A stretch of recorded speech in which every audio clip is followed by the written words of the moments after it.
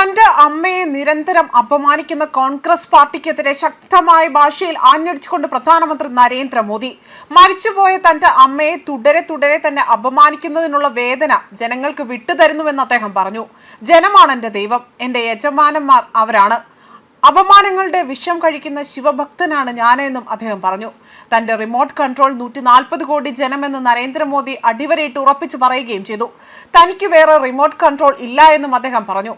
തനിക്കെതിരെ ചീറ്റുന്ന ഏത് വിഷവും ശിവനെ പോലെ തന്നെ വിഴുങ്ങാൻ എനിക്കറിയാം.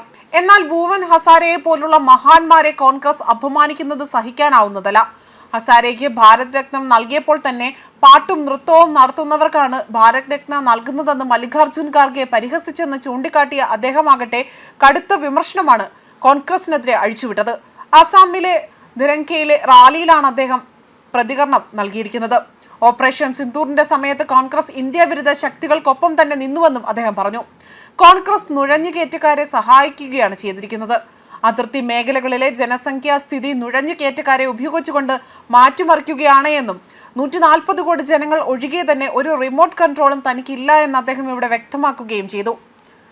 ജനങ്ങളാണ് എൻ്റെ ദൈവം. ഞാൻ എൻ്റെ വേദന അവരുടെ മുന്നിൽ പ്രകടിപ്പിച്ചില്ലെങ്കിൽ ഞാനത് എവിടെ ചെയ്യും? ആരാണ്? അതായത് അവരാണ് എൻ്റെ യജമാനന്മാർ, എൻ്റെ ദൈവങ്ങൾ, എൻ്റെ റിമോട്ട് കൺട്രോൾ എല്ലാം അവരാണ്. എനിക്ക് മറ്റ് റിമോട്ട് കൺട്രോൾ ഒന്നും തന്നെ ഇല്ല എന്ന് അദ്ദേഹം വളരെ വേദനാജനകമായാണ് ഈ പ്രസംഗത്തിലൂടെ പറഞ്ഞിരിക്കുന്നത്. ബീഹാറിൽ അടുത്തിടെ നടന്ന ഒരു രാഷ്ട്രീയ പ്രചരണത്തിനിടയിലാണ് RJD കോൺഗ്രസ് നേതാക്കളാകട്ടെ വേദിയിൽ പ്രധാനമന്ത്രിക്കെതിരെ അതുപോലെ അദ്ദേഹത്തിൻ്റെ അമ്മയ്ക്കെതിരെയും വളരെ അധിക്ഷേപകരമായ പരാമർശം നടത്തുന്നത്. ഈ പരാമർശം നടത്തിയ സമയത്ത് തങ്ങളുടെ നേതാക്കൾ ആരും തന്നെ വേദിയിൽ ഉണ്ടായിരുന്നില്ല എന്ന മുടന്തൻ ന്യായമായിരുന്നു പ്രതിപക്ഷ പാർട്ടികൾ അന്ന് ഉന്നയിച്ചത്. അതിനുശേഷം പ്രധാനമന്ത്രിയുടെ അമ്മയെ ഉൾപ്പെടുത്തിക്കൊണ്ട് ഒരു ആർട്ടിഫിഷ്യൽ ഇന്റലിജൻസിന്റെ അതിനെ അടിസ്ഥാനമാക്കി നിർമ്മിച്ച ഒരു വീഡിയോ കോൺഗ്രസ് സൃഷ്ടിക്കുകയും ചെയ്തിരുന്നു. ഇതിനെ ചൊല്ലി വലിയ തർക്കങ്ങളും വിമർശനങ്ങളും ഒക്കെ തന്നെ പൊട്ടിപ്പുറപ്പെടുകയും ചെയ്തു. അതേപോലെ തന്നെ കോൺഗ്രസ് ഭരണകാലത്ത് ഭീകരത പടർന്നു പിടിച്ചപ്പോൾ അവർ നിശബ്ദരായിരുന്നുവെന്നും ഓപ്പറേഷൻ സിന്ദൂറിനെ കുറിച്ച് പരാമർശിക്കവേ അദ്ദേഹം ഇക്കാര്യങ്ങൾ വ്യക്തമാക്കുന്നത്.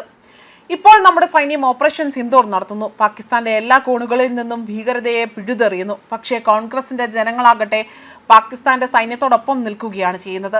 അവർ അവരുടെ അജണ്ടകൾ മുന്നോട്ട് കൊണ്ടുപോകുന്നു. പാകിസ്ഥാന്റെ നുണകൾ കോൺഗ്രസിന്റെ അജണ്ടയായി മാറുകയാണ് എന്നും അതുകൊണ്ടാണ് നിങ്ങൾ എല്ലായ്പ്പോഴും കോൺഗ്രസിനെ കുറിച്ച് ജാഗ്രത പാലിക്കേണ്ടതെന്നാണ് അദ്ദേഹം പറയുന്നത്.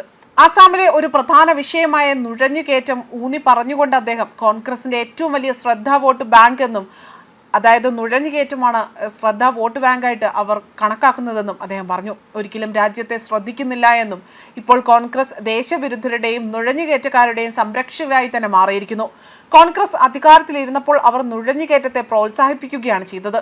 രാജ്യത്തേക്ക് എന്നേക്കുമായി തന്നെ സ്ഥിരതാമസമാക്കുവാനും ഇന്ത്യയുടെ ഭാവി തീരുമാനിക്കുവാനും ആഗ്രഹിക്കുന്നവരായി തന്നെ എത്തി നിൽക്കുന്നു എന്നതാണ് അദ്ദേഹം ഇവിടെ വ്യക്തമാക്കിയിരിക്കുന്നത്.